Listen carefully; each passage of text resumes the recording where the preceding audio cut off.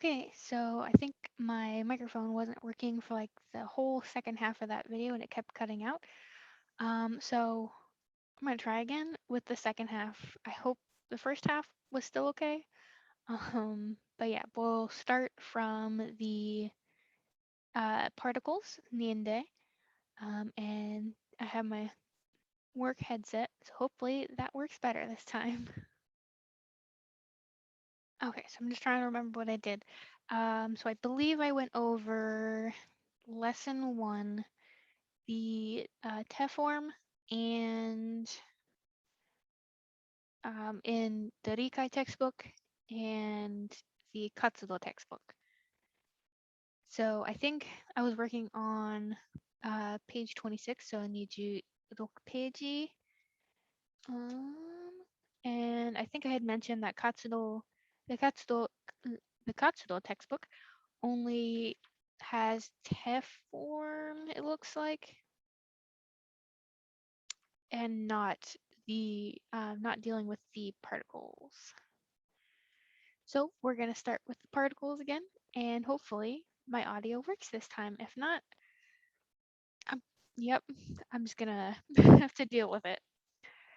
So we were working on particles. So I believe I was showing you the particle worksheet that Imho Sensei had showed me in high school. So let me find that really quick. Okay, so here is the particle worksheet. This has like been a lifesaver because I get confused and mix them up all the time. So if you scroll down, you'll see ni and de. So ni has to do with movement and time. So it's used to show how like what an action is directed towards. Um, so like if you're going somewhere like ikimasu, so you would ni ikimasu if you're going to a certain place. It also shows destinations, directions, places, and time. So the examples that are right here. So it says, I will go to Japan. Watashi wa Nihon ni ikimasu. So you are going to Japan. So your action, which is ikimasu, because you're going somewhere, it's a verb, you're going, it's an action. Ni would be used because it's an action directed towards something else. So if you're showing that you're going toward the destination, you would use ni. If you use directions, I know this is not this lesson, but I believe it's lesson 5 or 6, that go over like things like right, left. So migi, hidari, or masugu iku, which is like to go forward or straight. Typically, since those are directions, you would use ni most of the time. Places, so like Japan, Nihon, place, typically you would use ni, or time. So the second example talks about at 3 o'clock you will eat sushi. So since you're saying that you are going to do something at a time, you would use ni instead of de. Okay, and then de, it has to do with showing context for something. So that has to do with explaining like by the way of, or when you're at a certain place, you would use de instead of ni. So it explains that de can show how and where an action takes place. So the example that it has below right here. So I went by car, so kuruma de ikimasu. So even though this is an action, you're explaining how you went somewhere. So because you're explaining that you went by car, you would use de instead of ni. And then the other example, I ate at the restaurant. Watashi wa restaurant de tabeta. So here's your action, but you're explaining where that action takes place. Therefore, you would use de instead of ni. So if you're explaining where something is happening, use de. If you're explaining that you're just doing an action, so if you're going somewhere, use ni. If you're explaining that I did something or I'm doing something at a certain place, you would use de instead of ni. Okay, so next I'll I don't know if this was before or after I explained the particle sheet in the first video, but if it is, you can skip this section because I'm just going to go over the Rikai textbook where it explains how to differentiate between ni and de. And if I didn't, then we're going to do that. So in the Rikai textbook, the orange one, it's on page 26, so 26 page. It's right here. It's circled on here if you can see that. Right here. So it's explaining in the boxes up here. So I can't even read that myself, but yeah. It's explaining that how you would use each certain particle in each context. So I'm just going to read it um, by the boxes and then by each example. So it says en for noun. So it's a place plus ni, and then there's noun en, place plus de, and then there's noun, and then plus de.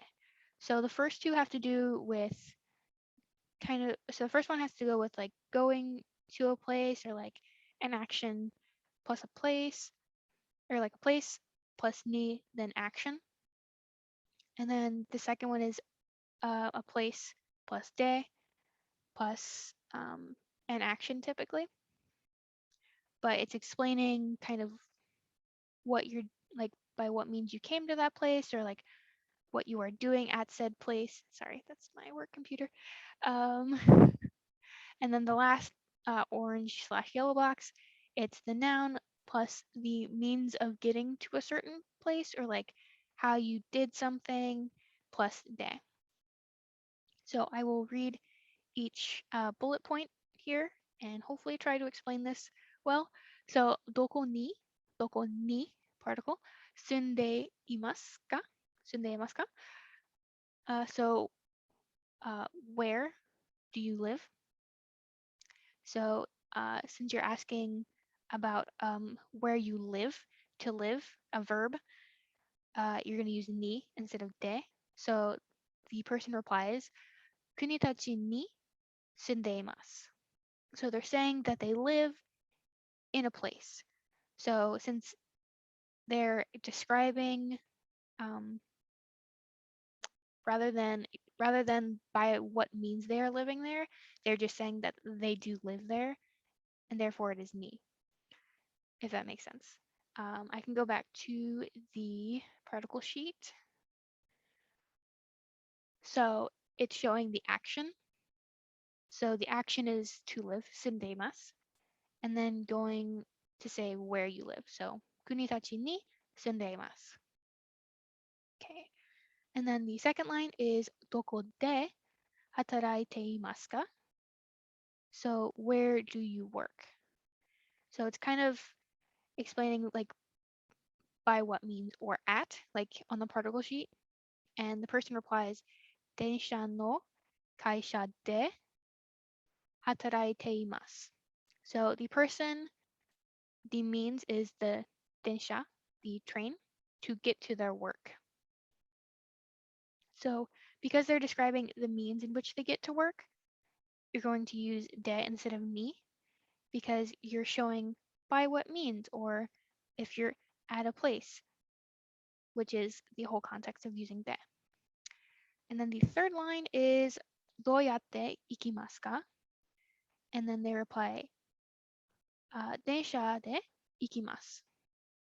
So they're asking how it is to go to work and like how is it going to work, I believe. Doyatte? Yeah. Densha de ikimasu. So once again, since they're describing by what means, densha, train, ikimasu, so you would use de. So densha de ikimasu because they're showing the means by which they get there. And then the last line is just like dono gurai desu ka? And then it just says 30 分, yes, 30 分, because it says 30, 30分です. So it just takes, how long does it take to get to work? 30 minutes. Doesn't have to do with the particle, but finishes off the little paragraph there. So hopefully that kind of explains how to use ni and de. If you ever get confused, definitely use the particle sheet.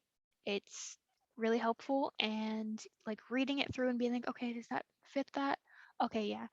And that's how I know. Like when I'm forming sentences for like assignments, it's super helpful. Okay, so I believe that is the end of lesson 1. Yes.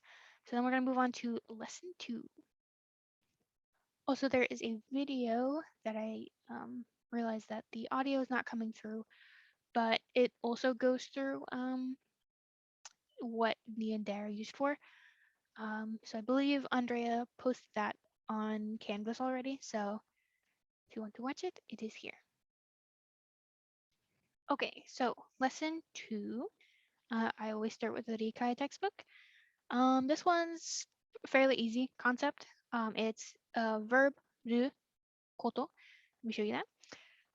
So this one is in the Katsudo and the Rikai textbook because it's the first concept, and it looks like the second concepts are not in the Katsudo textbook, just in the Rikai textbook.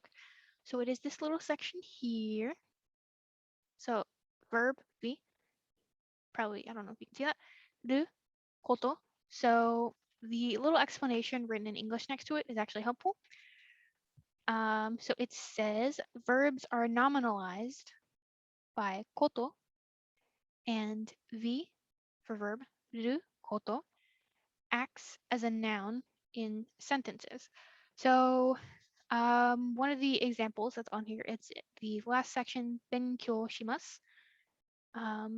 So that's the verb to study. So in order to change that into a noun, you would have to add ru koto to it to make it a noun. So instead of to study, you could make it into studying. Like instead of the action of studying, it becomes the noun studying, if that makes sense. So the first section, it kind of goes down the line and shows you how you conjugate the verbs back into dictionary, their dictionary form. Hope this microphone is working. So the first example is kikimasu turns into kiku. So you're using its base form, and you're turning it in from mas form into its base form, the base dictionary definition, and then adding koto onto the end of it to make it a noun. So other example, tsukurimasu turns into sukuru. Tsukuru. Torimasu turns into toru. Mimasu turns into miru. Atsumemasu turns into atsumeru. And then once again, benkyou shimasu turns into benkyou suru. So the Rikai textbook only does the first two steps for you and telling you how to get to koto. So it's telling you, okay, take the mas form, but then put it into its dictionary form. And then from there, to kind of see an example of how it looks in context, you can either look in the section that's right below the concept. So it says, I think it's tadashi ho o erabi mashou. That's what it says at the bottom, where it's like a little check and it says, it's got like a little like volume thing. It says 021. That's where you could like look to see how like things might be conjugated. Or if you want to look at the Katsudo textbook, that is on the Katsudo textbook, the white one, on page 29. That is 29 page. And so in the little, try not to drop it, this right here, this little green box, so it says verb do koto. So it doesn't necessarily tell you to go from mas form to dictionary form and then to adding koto. It just goes from mas to koto. So the first step is in the Rikai textbook, and then to see like the end result, I would look in the Katsudo textbook. So the first example is benkyou shimasu. So that turns into benkyou suru. Then you would add the koto at the end, so it's benkyou suru koto. Next example is mimasu, turns into miru, then miru koto. So it's kind of like step 1, 2, and 3. And then atsumemasu turns into atsumeru, turns into atsumeru koto. Once again, kikimasu, kiku, kiku koto. Torimasu, toru, toru koto. So once again, that's basically just turning a verb into a noun by using koto or ru koto. And I believe that's probably like the basic explanation of how to do koto. Yeah. So I think that's the basic for that one. So I think I should be able to move on to the next one. If you have any questions, just let me know, or Imo-sensei let her know, and we can help. Okay, so once again, I believe this should be the second lesson. Typically, there's only two concepts in each lesson. So this is the second concept of lesson 2, which is on page 34. So that's 34 page. Okay, it's right here where it says 2. So it's that box right there. It's pretty short explanation, but if you see right below it where it says, I believe, 1 in a circle, it kind of gives you practice on how to do it, which I find is helpful. So it's basically explaining kind of, it's using Toki, time, to kind of explain like when you were like, if you were like when I was a child or when I was young, or like free time. Those are the 3 examples that are explained right here, like in the first main section. So there's 3 different ways to do it. So there's the noun, there's the adjective, and the na-adjective. So the noun is going to be noun no toki. So the example is kodomo no toki. So kodomo, child, no possessive particle, toki, time. So it's basically like when I was a kid or like when I was a child. So you would do the noun no toki. For e-adjectives, it is e-toki. So e-adjective plus e-toki. So the example right here is wakai toki. So wakai toki. So that means when I was young, or like, yeah, when I was young, basically. So you're going to add the e-adjective e-toki. So I believe you would keep the e in the e-adjective and then add toki onto it. And then for the na-adjectives, it's na-adjective na-toki. So the example is hima na-toki, hima na-toki. So that's free time. So like when you have free time, or when you're free, basically. And then if you look at the section with the circle and the 1 in it, it goes down the line with the first 3 examples: kodomo no toki, hima na toki, wakai toki, and then the next one is ureshi toki, ureshi, hopefully, because sometimes e-adjectives look like are actually not adjectives, but I'm pretty sure ureshi is an e-adjective. So it's ureshi toki, ureshi I toki. And then the next word is ryoko, which is travel, if I'm not mistaken. So I believe that one is a noun. So that's ryoko no toki. And then the last one says shigoto ga, and then the word is taihen, which I'm like almost 100% positive that it's an adjective. It's not. If it's not, I'd be surprised. So it's taihen, which is like difficult, kind of. Or pretty sure it's like difficult, or like that's rough, buddy, kind of kind of like that. So taihen, since it's an adjective, taihen na toki, taihen na toki. So sorry, I almost choked on my own spit. So toki just has to do like with time and like when you did something, or like it's like ureshi toki is like when you're glad about like a certain time, kind of thing. So that's the second concept in lesson 2, which I believe hopefully, unless I miss something, that should be the end of lesson 1 and 2. So if anything is incorrect, I hope Imo Sensei corrects me.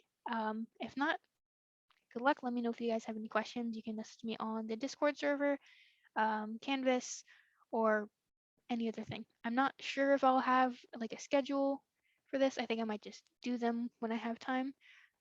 Or if you guys want to have like a scheduled Zoom meeting, we can do that and figure it out. Okay, bye.